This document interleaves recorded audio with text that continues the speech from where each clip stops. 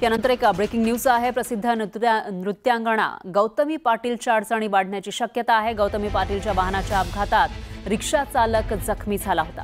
पुण्यातील वडगाव बुद्रुक परिसरामध्ये अपघात झाला होता। या प्रकरणी गौतमी पाटीलला अटक करा अशी मागणी जखमी रिक्षा चालकाच्या कुटुंबियांनी केली आहे। दरम्यान वाहन गौतमी पाटीलच्या नावाने असल्याने पुणे पोलिसांनी तपासासाठी गौतमी पाटीलला नोटीस सुद्धा पाठवली आहे। त्यामुळे आता गौतमीला अटक होणार काय याची चर्चा सुरू आहे। हा अपघात घडल्यानंतर गौतमी पाटीलच्या कारचा चालक घटनास्थळावरून फरार झाला होता। नंतर मात्र पोलिसांनी त्याला लगेच ताब्यात घेतलं।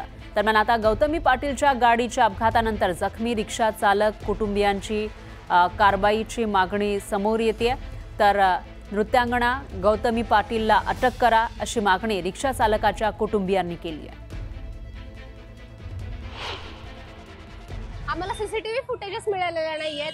आम्ही गौतमी पाटील मॅडमच्या सगळ्या कॉल नंबरचा सीडीआर मागवला होता।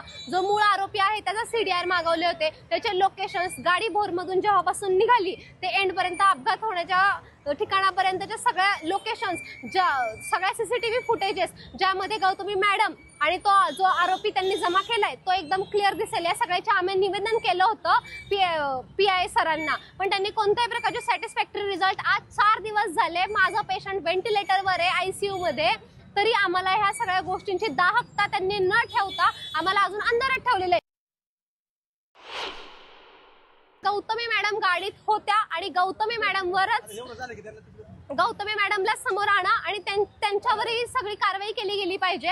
प्रशासनाला आम्ही विचारतोय तुम्ही गाडीच्या मालकीनीला का आणत नाहीये, तर ते आम्हाला वारंवार उत्तर देतात की आम्ही त्यांना नोटीस दिली आहे, 2दा नोटीस दिलेली आहे। नोटीस देऊनही ती येत नाहीये, म्हणजे प्रशासन एवढं कमकुवत आहे का मॅडमवर ते दबाव टाकू शकत नाहीये का? आमचा माणूस हा सामान्य माणूस आहे म्हणून त्यांना तो दबाव टाकायचा नाहीये। आज त्या मॅडमचे शो होत आहेत कंटिन्यूली, म्हणजे आमचा माणूस जो आज मरणाशी झुंज देतोय त्याच्या जीवाची काहीच